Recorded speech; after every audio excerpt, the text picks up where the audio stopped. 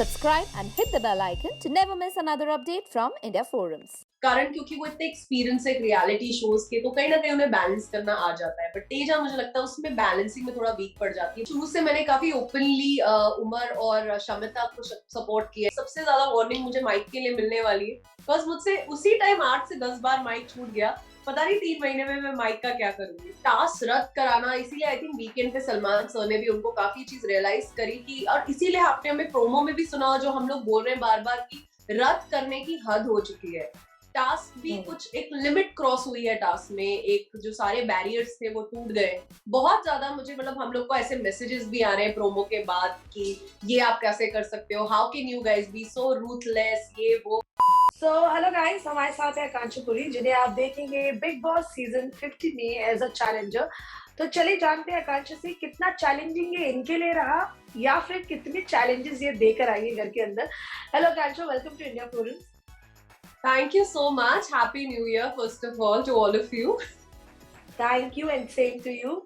So Thank you. Tell me, how was your experience?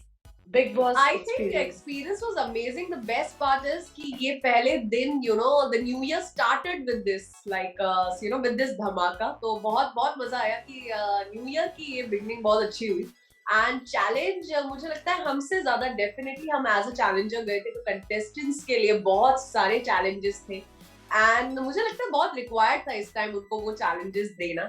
और मुझे बहुत मजा आया, बहुत पावरफुल फील किया, बिकॉज यू नो जब आप एज अ चैलेंजर जाते हैं तो आपके पास काफी बेनिफिट्स होते हैं, बहुत पावर्स होते हैं जो हमारे पास थे एंड बहुत कुछ करवा के आए कंटेस्टेंट से। ओके, थोड़ा बहुत टास्क के बारे में कुछ अगर बता सकते हो आप, you know fans, you know they must be excited promos देखने के बाद, if you can reveal little bit. I think task में हमने कुछ ऐसी चीजें कराई जो उनको एक्चुअली तोड़ सकती थी एज अ कंटेस्टेंट, वो गिव अप कर सकते थे, बट हैट्स ऑफ कि किसी ने गिव अप नहीं किया। कुछ ऐसी चीजें आप देखोगे जो अभी तक किसी टास्क में नहीं हुई है। बहुत ज्यादा मुझे मतलब हम लोग को ऐसे मैसेजेस भी आ रहे हैं प्रोमो के बाद कि ये आप कैसे कर सकते हो, how can you guys be so ruthless, ये वो। बट डेफिनेटली वी वर, हम लोग थे और हमने काफी कुछ ऐसी चीजें कराई। आपने प्रोमोज में देखा होगा निशांत और फ्यूक कर रहे हैं, थ्रो अप कर रहे हैं, but I think this was much needed. बस शो ट्रॉफी के हम लोग बहुत पास है, हार्डली शो में कुछ दिन बचे हैं, तो काफी रिक्वायर्ड था क्योंकि काफी टास्क रद्द हो गए थे एंड हद हो गई थी। तो यू नो ये रिक्वायर्ड था कि इस टाइम हम लोग जाएं और उन लोग को थोड़ा शेक अप करके आए कि guys buck up because you are very close to the trophy and hats off. उन लोगों ने यू नो अपना मोर देन 100% दिया एंड टास्क बहुत अच्छे हुए, emotionally and physically tough task थे ये, बट किसी ने गिव अप नहीं किया एंड हमें हमारे टिकट टू फिनाले विनर्स भी मिले। वाह, फाइनली हम लोग को पता चलेगा कौन होगा टिकट टू फिनाले में। जी, ये भी हम जानना चाहते हैं आकांक्षा, यू नो कई 2-3 सीजन से आपके नाम आ रहा है कि you'll be in this season, you'll be entering as a wild card. So अभी जब एक दिन का एक्सपीरियंस हो ही गया है, तो क्या नेक्स्ट सीजन देख सकते हैं आकांक्षा को एज अ जी, मैं काफी क्लियर थी कि मैं बिग बॉस करूंगी तो मैं डे 1 से करना चाहती हूँ। जब मुझे वाइल्ड कार्ड ऑफर हुआ था तो मैं एज अ वाइल्ड कार्ड नहीं करना चाहती थी। फिर जब मुझे ऑफर हुआ तब मेरा टाइमिंग मैच नहीं हुआ था शो के साथ। तो आई थिंक बिग बॉस और मेरा हमेशा ये ऐसा चलता रहता है कि हमारी टाइमिंग मैच नहीं हो पाती, अदरवाइज ये शो मेरे बहुत करीब है। एंड इस बार मैंने बहुत ज्यादा क्लोजली देखा इस शो को, जो मैं अंदर जाके आई हूँ, मैंने मुझे फील किया, पूरा एक्सपीरियंस लिया। तो आई थिंक उस एक्सपीरियंस के बाद मुझे डेफिनेटली लगता है ये शो मुझे करना चाहिए एंड आई होप हमारा टाइमिंग मैच हो जाए। बस ये ट्रेलर था, मूवी दिखाना बाकी है अभी मुझे।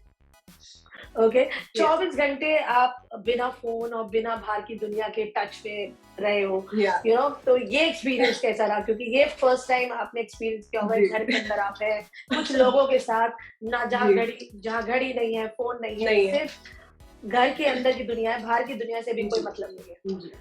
तो आई थिंक ये बहुत डिफिकल्ट है, मुझे लगता है सबसे बिना, क्योंकि हम लोग फोन की इतनी जो आदत हो जाती है। और मेरे लिए जो सबसे डिफिकल्ट था वो था पूरे टाइम माइक पहनना, अपने ऊपर एक बेल्ट जैसा माइक। मुझे लगता है अगर मैं पूरे टाइम रही, सबसे ज्यादा वार्निंग मुझे माइक के लिए मिलने वाली है, बिकॉज मुझसे उसी टाइम 8 से 10 बार माइक छूट गया।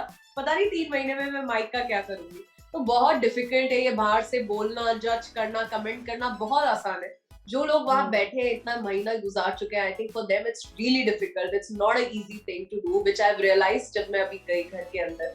तो बहुत डिफिकल्ट है and it is tough, but it is something that you should experience. I it makes you stronger as a person. Talking about this season, Akansha, आपके top 5 कौन है? According to you, किसे होना चाहिए था टिकट टू फिनाले में? या आप अभी नहीं रिवील कर सकते, बट आप अपने top 5 अगर या मेरे top 5 डेफिनेटली शुरू से मैंने काफी ओपनली उमर और शमिता को सपोर्ट किया है. मुझे शमिता काफी क्लोज विनर दिखती है. एंड आफ्टर जैसे टास्क परफॉर्म किए एंड सब चीजें जैसी हुई, उसके बाद भी मैंने काफी लोगों को, कुछ ऐसे लोगों को भी आगे आते हुए देखा जो पहले शायद थोड़े से वीक लग रहे थे. बट मेरे शुरू से फेवरेट जो मुझे लगता है ऊपर दिखते हैं मुझे, प्रतीक, निशांत, शमिता, उमर एंड करण तेजा में मैं थोड़ी सी कंफ्यूज रहती हूँ कि कौन हो सकते हैं.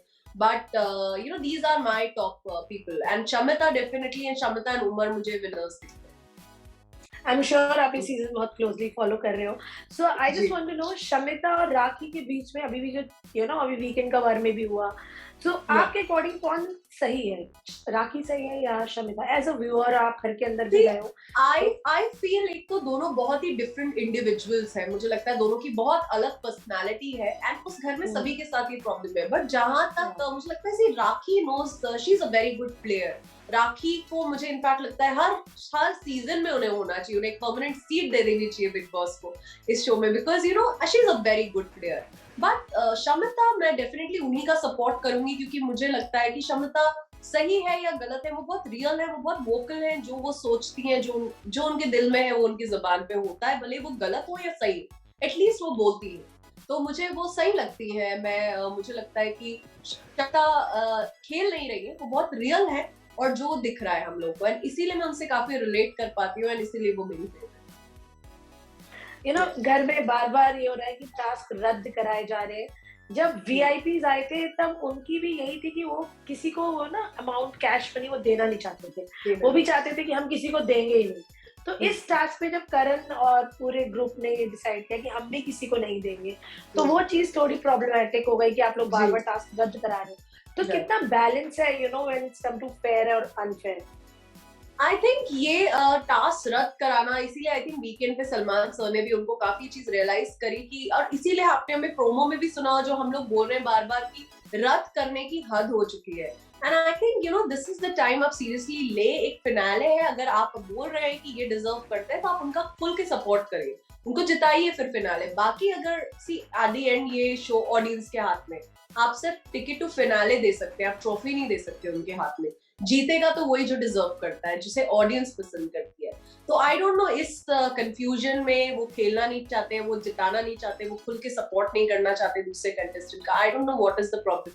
बट इस टास्क के बाद जो हम लोग अंदर गए, उसके बाद जो हुआ, आपको डेफिनेटली क्लियरली चेंज दिखेगा शो में जो पहले आपने नहीं. टास्क भी कुछ एक लिमिट क्रॉस हुई है टास्क में. एक जो सारे बैरियर्स थे वो टूट गए जो हम लोगों ने तोड़े. And I think we were very harsh on these people and I'm really sorry about it, but I think it was much required at this point and I'm glad कि हम लोग ये कर पाए. You know fair and fair की बहुत बातें हो रही है शो के अंदर. काफी जब राखी संचालक हुई तो जब फेयर और अनफेयर चीजें हुई तब वहाँ पे डिग्री की बात हो गई कि फेयर में कोई डिग्री नहीं होती. बट वही चीज अब और कंटेस्टेंट करते हैं तो वहाँ पर यू नो थोड़ा बैलेंस नहीं हो पाती चीजें, जो व्यूअर्स भी बहुत क्लियरली देख सकते हैं. सो एज अ व्यूअर आपने भी क्या ये चीज नोटिस किया कि थोड़ा राखी की तरफ फेवर है? ये मुझे भी एज अ व्यूअर लगता है कि सी राखी डेफिनेटली, लाइक मैंने आपको बोला, वो प्लेयर बहुत अच्छी है, उन्हें पता है शो को क्या देना है और क्या नहीं देना है. बट वो संचालक कितनी अच्छी है ये मैं भी नहीं कह पाऊंगी, क्योंकि कहीं ना कहीं इसी, और ये सभी के साथ होता है, ये हमने सभी को एज अ संचालक एक बार देख लिया कि वो तो राखी के पास अभी टिकट है इसीलिए वो बैक टू बैक संचालक बन रही है, तो हम उन्हें ज्यादा देख रहे हैं. बट डेफिनेटली फेवरेटिज्म और थोड़ा सा सपोर्ट अपने फेवरेट्स को, या वो सब, आप कितना भी फेयर खेलने की कोशिश करो, आप संचालक हैं, आपको पता है आपके हाथ में पावर है, तो आप वो करेंगे. और मुझे लगता है वो गलत भी नहीं है, वो करना चाहिए आपको. एंड एट द एंड ये गेम है, आपको नहीं कुछ, आप यू नो इट्स अबाउट जीतना या हारना. तो गेम है, गेम को गेम की तरह खेल रही है, तो आई थिंक वो सही है जब तक आप किसी को हर्ट नहीं कर रहे. और अगर हर्ट कर भी रहे तो सबको पता है ये गेम है, आप एक घर में हैं, बाहर आके रिश्ते आप निभा सकते हैं, और अगर दोस्त हैं तो वो डेफिनेटली समझेंगे. And what is your take on Karan and Tejaswi? मतलब कौन सही लगता है, कौन गलत लगता है? क्योंकि यू नो जब दोनों को अपने अपने लिए खेलना होता है तो कुछ ना कुछ दोनों में हो जाती है, फिर at the and they patch up and they together. या आई थिंक जब आप लोग अंदर गए थे तब आप लोगों ने बोला था कि करण काफी मतलब गेम भूल गए हैं, वो मास्टरमाइंड थे बट वो थोड़ा सा रिश्ते में, बट अभी बीच में हमें ऐसा लगा कि तेजा वो कर रही थी कि वो करण के सपोर्ट में कहीं ना कहीं उनमें इतना पोटेंशियल है, बट वो थोड़ा सा उस चीज में पीछे हो जाती थी, कन्विंस हो जाती थी। तो मुझे लगता है कहीं ना कहीं डेफिनेटली रिश्ता बीच में आ जाता है, क्योंकि जब आप किसी से प्यार करते हैं आप लेट गो कर देते हैं उन चीजों को, और उस चक्कर में आपका गेम वीक हो जाता है, जो मुझे लग रहा है तेजा ने करा है काफी पॉइंट पे। कारण क्योंकि वो इतने एक्सपीरियंस है रियलिटी शोज के, तो कहीं ना कहीं उन्हें बैलेंस करना आ जाता है, बट तेजा मुझे लगता है उसमें बैलेंसिंग में थोड़ा वीक पड़ जाती है। बट जो मैंने देखा इस बार जब मैं गई एज अ चैलेंजर, जब मैंने उन्हें टास्क करते हुए देखा, तो ना मुझे तेजा कहीं से वीक लगी ना मुझे करण, दोनों ने अपना इंडिविजुअली अलग अलग टास्क में 100% दिया।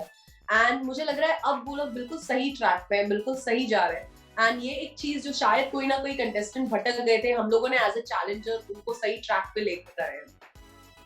लव एंगल्स की बात करें तो ये सीजन ऐसा लग रहा है हम स्प्लिट्स वाला ज्यादा देख रहे हैं देन बिग बॉस, क्योंकि हर किसी का कहीं ना कहीं कुछ लव एंगल दिख ही रहा है।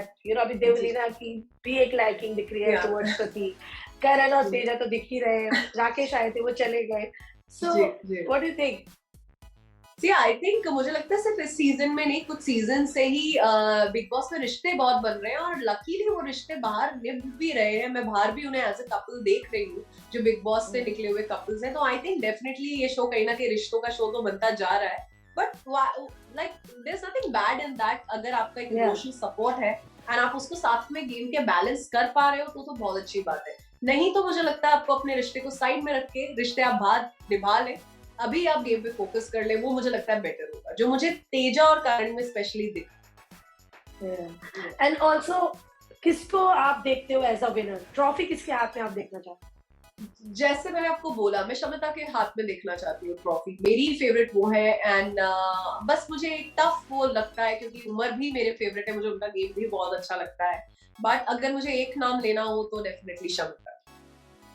And also, Akansha, we want to know, apart from Big Boss, what next? कुछ रिवील अगर आप फैंस के लिए करना चाहो, क्या है? मैंने ऑब्वियसली काफी कुछ रिवील किया, लाइक जो मेरी सीरीज शूट हो रही थी, जैसे रणदीप के साथ, जो मेरी जियो की, जो Amazon प्राइम की, Anupam sir and Satish sir and Frida के साथ, एंड जो मैं अभी संजय मिश्रा सर के साथ शूट करके आई हूँ, अभी मैं विक्रम कोचर के साथ हॉटस्टार का शूट करके आई हूँ।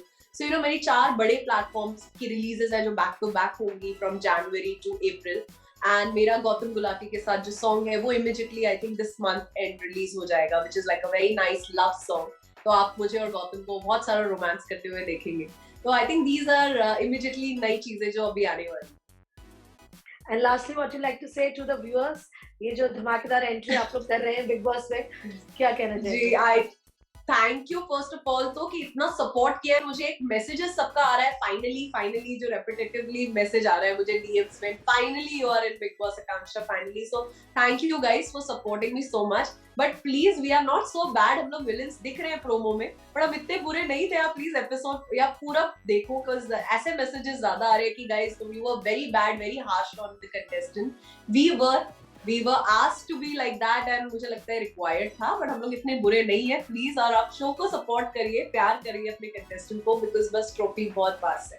So let the best person win. Thank you so much, Akansha, for giving your time, and I wish you all the luck, and please stay safe.